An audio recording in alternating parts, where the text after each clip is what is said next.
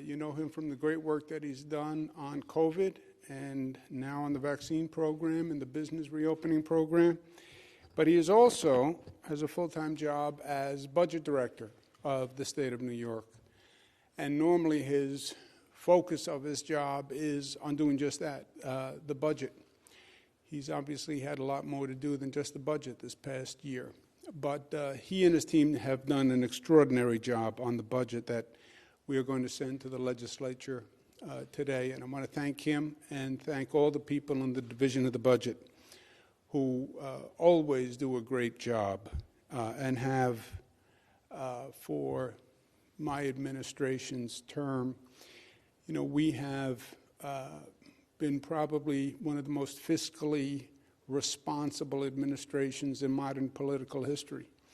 We've done more with less. We've controlled spending, but we've done it smartly, and we've done more. So I thank them every year, but a special thank you to Mr. Mujica and the entire Division of Budget. Let me talk you through the budget concepts today, if I might, and then Mr. Mujica will have a briefing afterwards at 1 o'clock this afternoon to go through the actual specific details on the budget. But this is a different type of budget than we've done in the past. And we shouldn't be surprised by that because it's a different time, it's a different year, it's a different state, it's a different world than we've dealt with before. But this budget is really the economic reconciliation of the COVID crisis, the cost of the COVID crisis. I believe this period is going to be one of the periods that are analyzed in history. Civil War, post-Civil War, Reconstruction, World War I, World War II, 9/11, and then COVID, and what it did to this country and how this country handled it, and how this state handled it, what it was in the midst of it, how we come out of it. That's going to be the story of this year and next year, and it was certainly the story of last year. But every story has different chapters. Last year was about fighting the COVID war. We were in the heat of battle last year. This year, it's going to be about reconciling responsibility for the battle and completing the battle. COVID is still alive and well, and this war is not over. We have the weapon that will win the war, which is the vaccine, but the war isn't over. And it's no time for COVID fatigue. If you tire before the enemy tires, you lose the war, right? So that's what this year is about. And then next year is going to be more about the reconstruction and the rebirth and the moving forward. And who does that best? And what state does that best? And what country does that best? Because you're going to have a resetting of the global economy. And you'll have winners and losers. And this country has to be a winner and move forward. We have a full plan on how to win the COVID war fully, and we're executing that plan. And we feel good about that plan and confident. We're managing our hospital capacity. You see countries around the world, you see states throughout the country where their hospitals are actually getting overwhelmed. And that is the worst case scenario, because then people die who didn't need to die. They die because they can't get a doctor, they can't get a nurse. So managing hospital capacity is key. And we've been doing that since last spring, and our hospital system and doctors and nurses are doing a great job. Second point is slowing the spread of the infection rate to balance with that hospital capacity. And then monitoring these new strains that are popping up, which really are a cause of concern. Viruses mutate, we know that. The 1918 flu pandemic, that second wave was a mutation. We see the UK mutation, we see the South African mutation, we see the Brazilian mutation. This virus will mutate. And so far the vaccine works against all strains, but it's something that we have to monitor. So we're on top of that. The vaccine is developed. I believe that is the weapon that wins the war. We have our distribution system in place. We have 1,200 providers in place today. We can grow that system within weeks to 5,000 providers. We actually have more of a distribution system than we have product. And we need more product. And the product is the vaccine. And that has to happen from the federal government and from the pharmaceutical companies. Hopefully it does. Hopefully Johnson & Johnson has a vaccine that's approved. Hopefully AstraZeneca is approved. Hopefully Pfizer produces more. Moderna produces more. But the state distribution system is fully in place. Right now, we don't have enough product to provide to the outlets and distributors that we actually have. So we need more product, and we're working with the federal government on that. And we have a very aggressive plan for our post-war reconstruction. And I laid that out in 4 separate presentations, very specific plans to reopen the economy, use rapid testing, getting arts and culture reopened, expanding broadband, rebuilding, making New York the green leader. We have a full set of specific initiatives for the reconstruction. The budget is about reconciling the actions and the costs for the COVID battle thus far and determining now fiscal liability and responsibility. We did what we had to do last year. When the battle begins, your response is almost instinctive. People rise to the occasion and do what they have to do. Now, the bill for the battle has come due. And the question is, who is responsible for the fiscal liability and responsibility? New York's economy is suffering from 2 causes. First, the actual cost of COVID. Businesses were closed, we lost revenue, the expense of actually conducting the war, the disruption of last spring when we were assaulted by COVID, the lives that were lost. That's the actual cost of COVID. That's one element. The second is, over the past 4 years, New York has been assaulted by the federal government in multiple ways. And there's a cost to that also that has come due. In many ways, New York is unique in the nation in the amount of economic loss it has sustained. The COVID assault in New York was caused by federal negligence, right? And second, New York was used as a political piñata for this federal government. We had a federal administration that was hyper-political. New York is seen as a democratic state, an East Coast state. New York is seen as an urban area, and that was used as a political statement. Oppose New York, to make a political statement. And it did great damage to New York. New York paid a bill for COVID that no state in the nation paid for, and it's not even close in many ways. The remaining COVID cost in dollars is $15 billion. New York cannot manage a $15 billion deficit. These numbers are all hard to put into context. The largest deficit in the state's history was $10 billion. And I managed a $10 billion deficit. And it was very, very hard. $15 billion in this environment is just impossible for a state to manage. It's beyond what we can do. It is going to require assistance from the federal government. But the question is, how much assistance will we get? President Biden has proposed his American Rescue Plan, a $1.9 trillion stimulus package that rescues the country from the cost of COVID. A big part of that addresses the needs that we're talking about. There's money in the rescue plan for COVID testing, for vaccine distribution, funding for schools, funding for families, and $350 billion for something called state and local financing. This has been a major battle to get state and local financing in the package, and we worked all through last year. I'm chairman of the National Governors Association.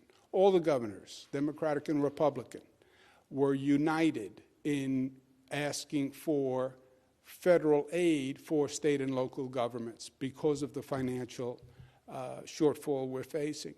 And the total package is $350 billion, as proposed. The question becomes, how do they distribute that $350 billion? And how much of that funding goes to the New York State government? We don't know, in short, what level of aid we will get.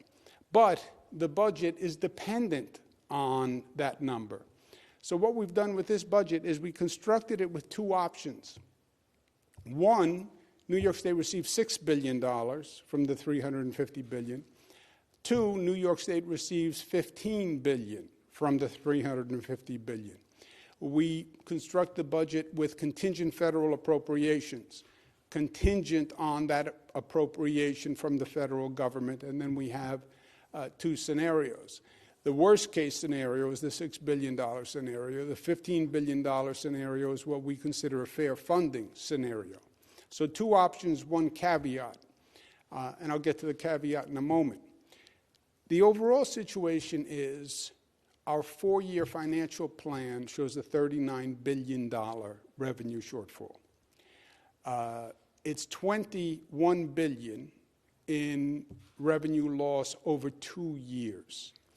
Why is there revenue loss? Because businesses were closed, people weren't working, they didn't pay taxes, and that's the revenue loss.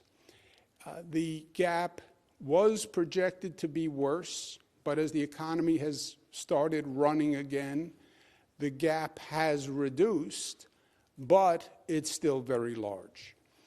When this started, January 2020, before COVID, we were expecting revenue was going to grow $5.5 billion. In fact, it went down $5 billion. Luckily, we had $7.6 billion in reserves, rainy day fund, if you will, that we needed to use. The worst case scenario that we envision is that Washington provides only $6 billion. That would only be 1.7% of the $350 billion package. Worst case scenario, I would consider that the 2021 version of the federal government saying drop dead to New York. New York City had a fiscal near bankruptcy, and the state asked the federal government for assistance, along with all the leadership of New York City and New York State. And the federal government basically told New York to drop dead. Well, $6 billion, 1.7% of $350 billion, that would be a 2021 version of drop dead. Population of the state of New York, as a percent of the nation, is 5.9%. And again, New York took the worst blow nationwide. If that happened, $6 billion from the federal government, then we would need to cut and raise revenue of $9 billion. To get to $9 billion would require everything that you could do. You'd need to raise revenue, cut expenses, and borrow funding.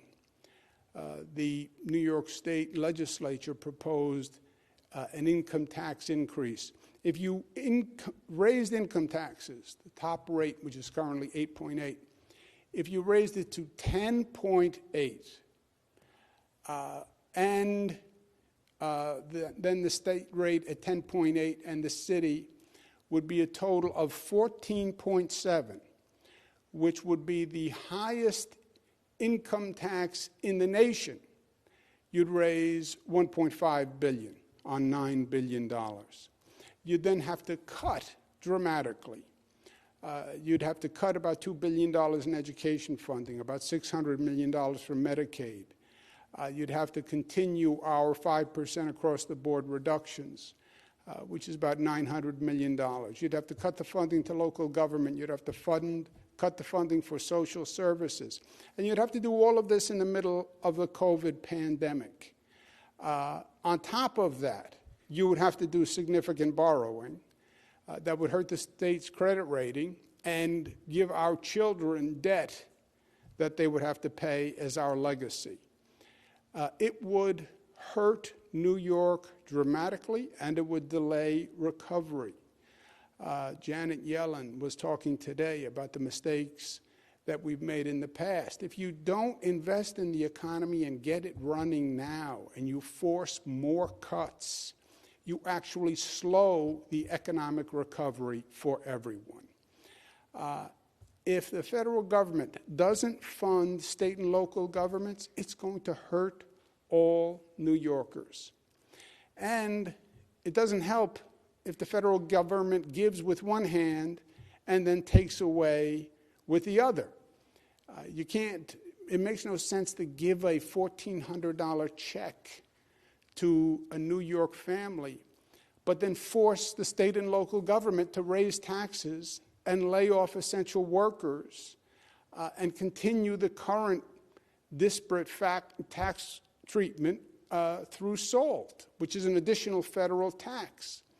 So we want federal help, but we want the help that is fair. What is fair?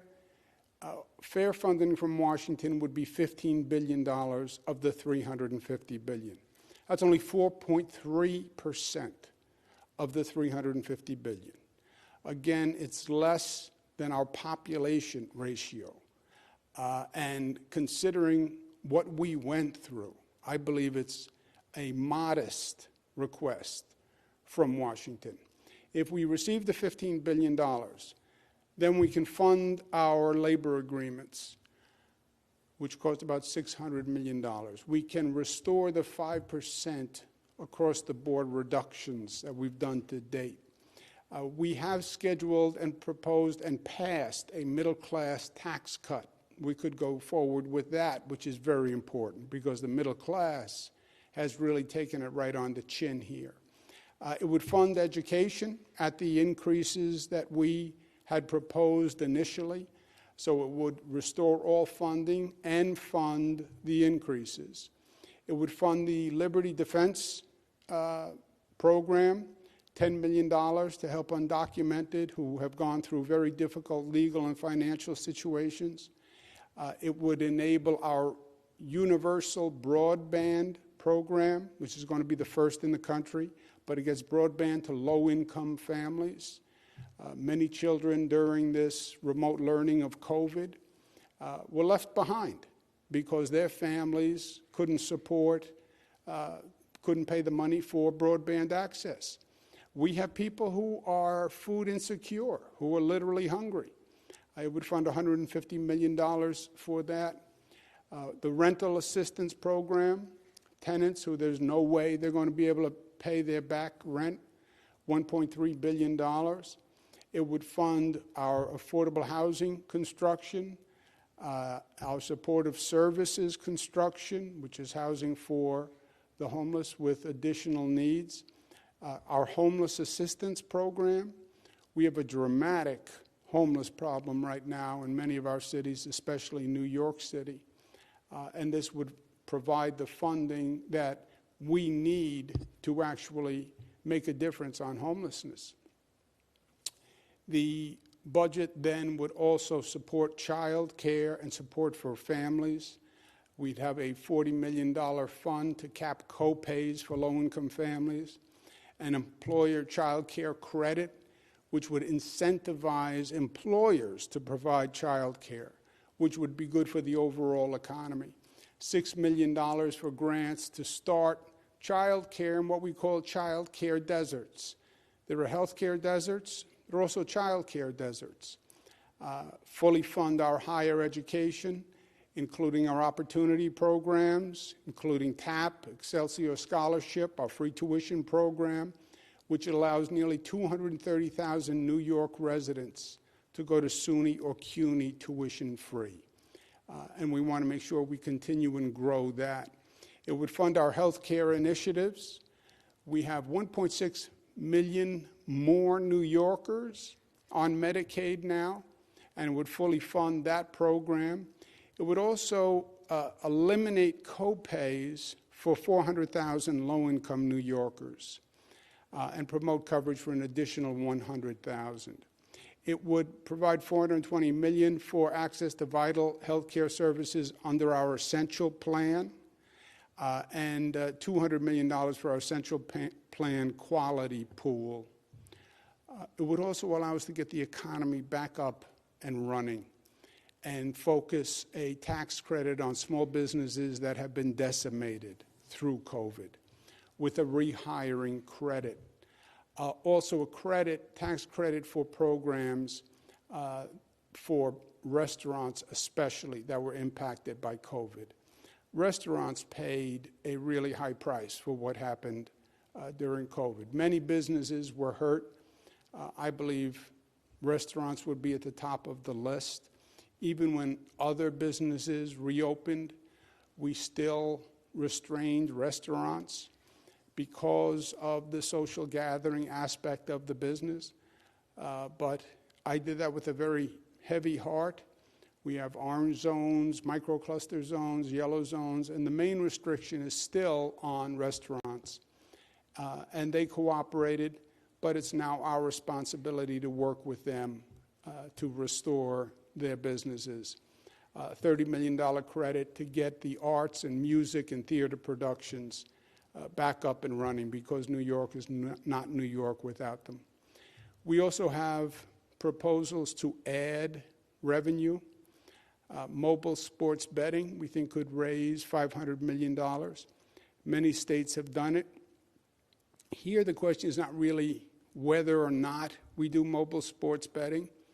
The question is more how, who makes the profit, and this is very lucrative. One proposal is we allow casinos to run mobile sports betting. That's very good for casinos and the people who support casinos. The second alternative is to have the people of the state of New York actually get the profits from mobile sports betting and run it the way we run the state lottery, which is it's state-run and the state gets all the revenue. I'm with the people, and I believe the people of the state should get the revenues. This is not a moneymaker for private interests to collect just more tax revenue. We want the actual revenue from the sports betting. We also propose legalizing adult use cannabis, which would raise about $350 million. $100 million would go to a social equity fund. That would still give us $250 million towards the budget and our needs. So we're asking for fairness.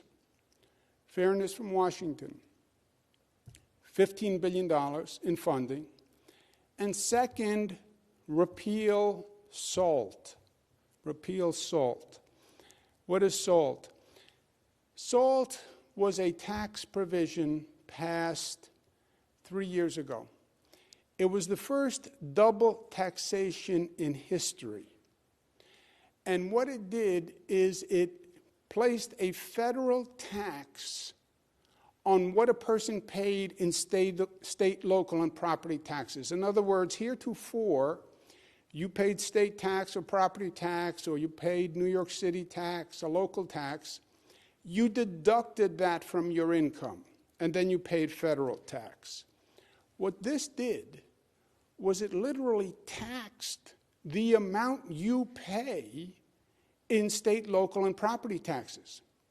There was no deduction. So the federal government taxed what you paid in property taxes. Anything over $10,000. It was targeted directly at New York State. They have to repeal SALT. 52 of our 62 counties have seen their taxes go up. The average New York taxpayer has SALT deductions that are more than double the $10,000 cap that's now in the law. The average cost is $2,600 per home. We have the largest percentage of taxpayers who have had the hike in the nation, and it hurts the entire state. Literally, it has been one of the single worst federal actions to befall the state of New York. It also exacerbates the fundamental injustice that New York State has always given Washington more than it gets back. We're called the donor state, the number one donor state. When you have the federal kitty and all the states pay into the kitty and then Washington redistributes the kitty, no state puts in more and gets back less than New York State. No state. Over the past 5 years alone, we put in $140 billion more than we got back. We subsidize 43 other states. Senator Moynihan, God rest his soul, he talked about this. It never was remedied. The fundamental injustice against New York. We are the top donor state. We pay in every year $22 billion more than we get back. Other states receive more than they pay in. Virginia, Kentucky, Florida, Maryland. That's why I love when they talk about their low taxes. Yeah, your taxes are low because New York is subsidizing your taxes. That's why it's low. This has been a chronic injustice against New York. It was then aggravated when they passed SALT, which made that disparity even worse. SALT was passed in 2017. It was done by a Republican majority. It was blatantly political because they took from New York and they gave to Republican states. Everybody agreed it was outrageous. I'm not just saying this now. I said it at the time. Speaker Nancy Pelosi, in order to pad their giveaways to the wealthiest, Republicans leveled a spiteful assault at suburban middle-class communities with capping SALT deduction. Congressman Jerry Nadler, senior member of our delegation, Republicans didn't want to pay for the tax cut. They wanted to punish us, not just for voting for Hillary Clinton, but they wanted to coerce us to have lower taxes and less services. Senator Andrea Stewart Cousins, the majority leader from Westchester County, under the Trump tax plan, our SALT deductions will plummet, and millions of property taxpayers will face even more crushing burdens. Speaker Hastie was full-throated in his opposition. Mayor Bill de Blasio was full-throated in his opposition, from one end of the state to the other. County Executive polling cars in Erie County to Steve Ballone in Suffolk County, speaking about how damning it was to the taxpayers of their county. Senator Schumer, state and local deductions are bedrock middle-class deductions that help steady the cost of many middle-class families living in New York, should not be eliminated or even reduced, so people making millions of dollars a year to catch their own tax break. Senator Gillibrand, same thing. And it wasn't just Democrats. Republicans felt the same way. Senator John Flanagan, who was Senate Majority Leader, saying that it was just another tax obligation. Congressman King, Republican. The fact is, one of the reasons why cities like New York and counties like Nassau and Suffolk have had to raise their property taxes is because we've been subsidizing other states. These aren't millionaires. The people in my district who are getting screwed, Congressman King's word, not mine, but appropriate, are not millionaires. They're cops, they're firefighters, construction workers. He was exactly right. This was proposed, SALT, originally back in the 80s. Then Republican Senator Al D'Amato stopped it because he thought it was unfair. This was during the Ronald Reagan administration. So this has been universally framed as exploitive, and it has to be fixed. It's also very costly to New Yorkers. $30 billion over the last 3 years. $12 billion per year directly to New Yorkers. Literally, just repealing it, New Yorkers will get back $12.3 billion, which is more funding for New Yorkers than is in this entire bill. And remember, the current federal bill is only 1 year of funding. SALT is every year. That increases our taxes every year. If it's dropped, our taxes will go down every year. So what's basic fairness? Repeal SALT, provide $15 billion in aid. New Yorkers deserve and demand fairness. My position as governor is very simple. I represent the people of the state of New York. That's my whole job description. I'm here to represent them and to fight for them. And they have been abused by Washington for 4 years. And it has to stop. And it has to stop now. And all we want is what's fair. I said that there are two options, worst case scenario, fair funding, and one caveat. The caveat is, if Washington doesn't provide the New York State with our fair share of funding, we're going to pursue litigation. Because I cannot in good faith represent the people of this state and know that they are being harmed and know that they are being treated unfairly and not do everything within my power to try to do what is right by New York. When I was elected, I put up my hand and I swore to fight for New York the best I could. And that is my only agenda, is to fight for New Yorkers. And I'm going to do it now in this budget, in the midst of this moment in history that I believe is going to decide the future of the state of New York. These are perilous times. The economy is shifting. These are perilous times in New York City. New York has paid a price for COVID. You shut down the activities we shut down. The apparent reality was that we had a COVID problem worse. We didn't have it worse, we just had it first. But New York has paid a price, and we need help, and we need what's fair. And I'm going to do my best to make sure we get it. It's not just about SALT and about the taxes. New York has been consistently assaulted by the incompetence, fraud, and illegality of the federal government. And the fiscal crisis is legally and ethically their liability. Yes, President Trump is gone, but the damage to New York remains. This was not about having an individual leave the White House.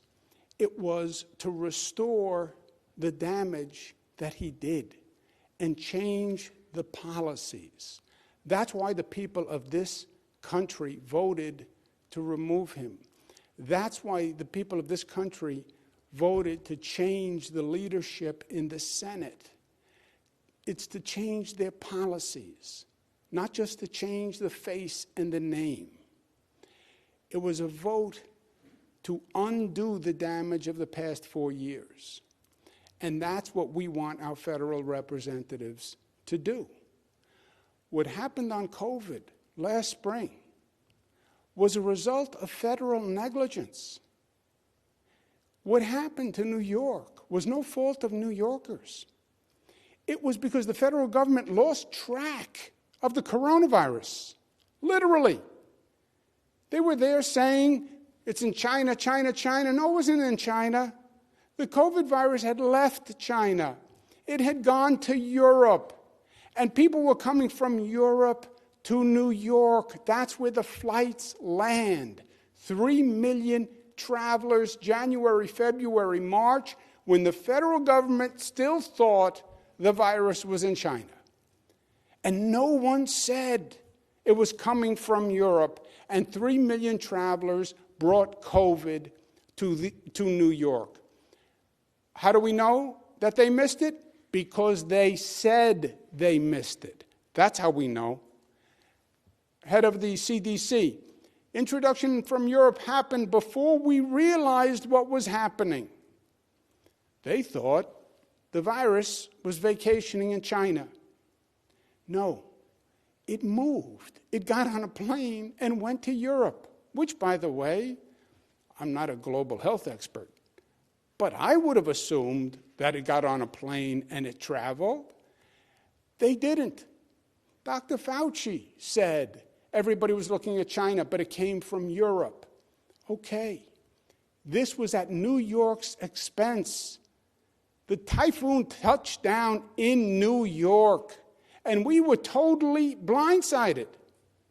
Other states watched us, and they had notice. They actually benefited from the New York experience because they did have notice.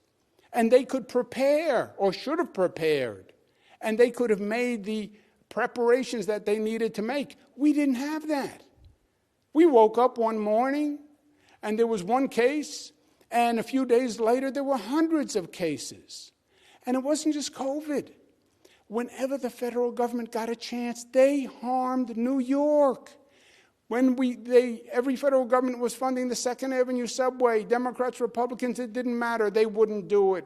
To rebuild LaGuardia Airport, they wouldn't do it. Tunnels are collapsing coming from New Jersey. They wouldn't rebuild the tunnels. We have a great opportunity to take down the Skyway in Buffalo. They wouldn't be helpful. We've asked for emergency flood aid for upstate New York. They declined us. They went out of their way to politicize every decision, even a decision on health care for poor people. We get the lowest rate of Medicaid reimbursement in the United States of America. And then they illegally interfered with our right to do business and interstate commerce through the Trusted Traveler Program. And then you add SALT on top of that, which increased our taxes and redistributed it. The new government didn't cause the damage, but they are legally, ethically, and politically responsible for correcting it. I become governor of New York. I didn't have anything to do with what my predecessor did, but it's my business to fix it because now I head the entity. I believe Washington will be fair. President-elect Joe Biden, I've known for many, many years. This is a good man. This is a competent man. This is a man who loves New York. This is a man who was very helpful to me and New York when he was vice president to President Obama. He believes in infrastructure. He helped us with the Mario Cuomo Bridge. He will do everything he can to help New York. Speaker Pelosi, not a New Yorker, but could be a New Yorker. She's a quality person. I've worked with her for many, many years. She loves New York. And she has fought the battle on state and local financing from the beginning. She has state and local financing in the HEROES Act. She went first. She couldn't get it done because the Senate was controlled by Republicans. But now, Senator Schumer, not just a friend of New York, a New Yorker, senator from New York and head of the Senate. So sometimes the stars line up for change. And I believe the stars are lined up for change. But we have to do it. Life is in the doing. Life is in the doing. And government sometimes is no good at the doing. You can have good intentions, but fail to get good results. And that can't happen here. I believe government is about results. It's not just about fighting the good fight, it's about winning. It's not just about talking about goals. It's about achieving those goals. It's not about making promises that you can't deliver. It's about actually producing. And we live that credo here. Main responsibility is we have to get a budget passed on April 1. If we don't get a budget passed on April 1, nobody gets a raise. It's that simple. Not Rob Mujica, not my commissioners, not my staff, not the legislators. No budget on time. We failed to produce. No eligibility for a raise. We need that same accountability from Washington. We need results. And we need them quickly because the budget is due April 1. Last point. America must move forward. We bring in a new president tomorrow. President-elect Joe Biden becomes President Joe Biden tomorrow. And America is launched on a different trajectory.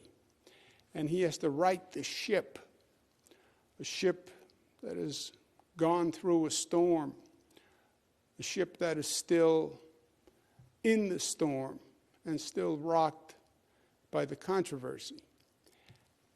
Across the street, you can't see it, but when I look out the window, there's a big white building, and that is the Justice Building. And the word justice is on the corner of the building. And all through last year, when there were long, long days and long nights dealing with Washington, I would look out the window and I would look at that word. And that word says so much to me. As complicated as life gets, federal government, state government, as complicated as it gets, there's always a simple truth. There's always a simple truth that you feel here. There's always a right thing. The right thing. My father, God rest his soul, used to say, what's the right thing? There's always a right thing. There's always a right and a wrong. And the right thing, the goal is just do justice. Just do justice. And that's what this country needs back. And that's the mission for Joe Biden and for the Senate and for the House. Just do justice. After 4 years of ugliness and fighting and vendettas and politics and division and placing wedges and cracks all across the country and trying to pull people apart and try to pursue the politics of divide and conquer.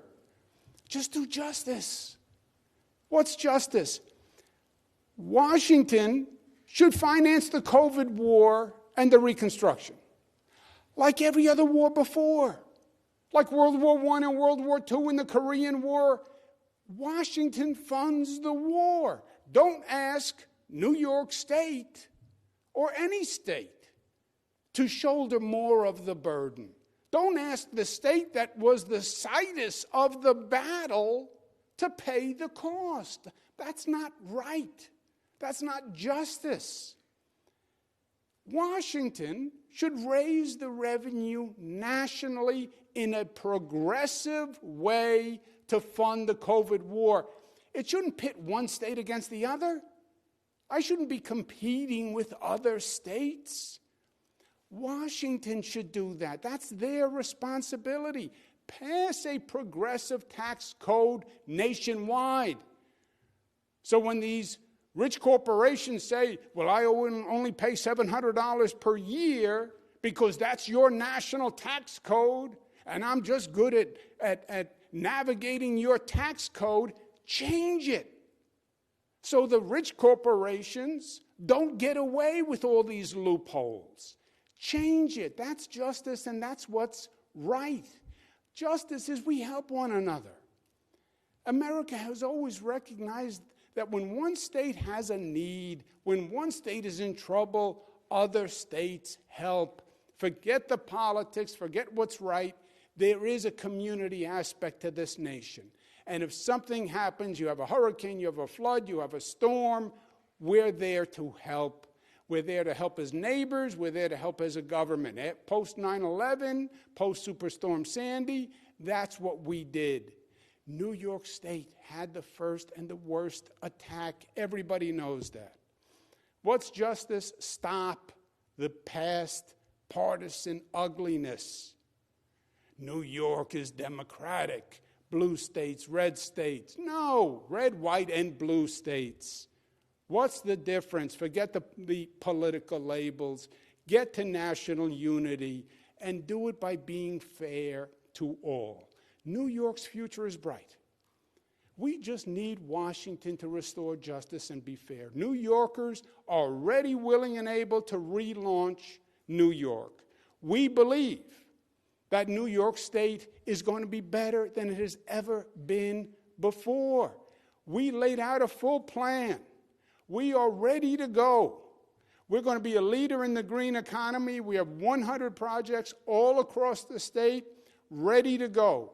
We're doing the largest wind turbine projects in the United States of America with manufacturing capacity for wind turbines, 5 new ports. We have a whole transmission grid, a green grid that connects the entire state from Canada down with renewable energy and all connected on one grid. They talked about it for 50 years. They never did it. We're going to have universal, accessible, and affordable broadband for everyone. Because what happened during COVID was a shame. That remote learning left children behind who couldn't afford broadband access, and those are going to be poor, black, and Hispanic children. That's what it's going to be, because that's always the people who are on the short end of the stick. You want a new remote economy? You want to be able to work from home? Then have a new infrastructure of tomorrow, which is broadband access. We're reopening arts and culture, because we understand the urban environment only exists with it. And we're going to get it reopened faster than anyone else. We're going to work with our businesses that took it right on the chin and closed, because we believe in economic justice. They did help us by closing, and we're going to restore that. We understand we have tenants who can't pay the back bill, and we're going to be there to help them. We have people who are hungry, and we're going to be there to help them. And we are going to build back a state that you've never seen before. We know how to build, and we know how to do it well, and we know how the investment actually pays dividends for generations. We understand that we are still living on our forefathers' work, that we haven't built what they built. We are still living on their legacy. We're going to build our own legacy. Buffalo Skyway, new mass transit downstate, starting with the Long Island Railroad to get that into a new Penn Station, new West Side development, new recreation, a trail connecting all of New York where you can bike or hike from Canada to New York City all the way across the state. Rochester with the Rock the Riverway project. Syracuse, New York, fixing I-81 that divided the city, finally fixing that. We know we can do it. We know it will work, because that's what we do in New York. We built the greatest state once before, and we know that we will do it again. We have a strength that we have not had before. We have a strength because we went through hell. We went through the COVID crisis, and it tested us. And we were alone, and we were first, and we saw people die, and we rose to the occasion. And we are the stronger for it and the better for it. Yes, it hurt. Yes, we cried. Yes, it took a piece of our heart. That's true. But we did overcome. And we learned about ourselves. And if we could get through that and learn from that, we are the better for it. And we are the stronger for it. And you're going to see that. Pressure makes some people in places crumble. Pressure also forges diamonds. New Yorkers are diamonds, in my opinion. They had the greatest pressure in my lifetime. They went through more than anyone could be expected. And they came through it. And they did it together. We are united in a way we've not been united before. This plan, this goal, it's all of us together. It's upstate, it's downstate, it's Democrats, it's Republicans, it's business, it's labor. It's all of us committed to defeating COVID and building a New York that is better, that we can leave our children. Because at the end of the day, it's very simple. Even if the day is long, we're here to leave a better place to our children than we inherited. That's it. Leave it better than you found it. A fairer, sweeter, more just, cleaner, stronger, more loving New York. And we see an opportunity in this crisis to do just that. And we will. We pay too high a price not to. Thank you.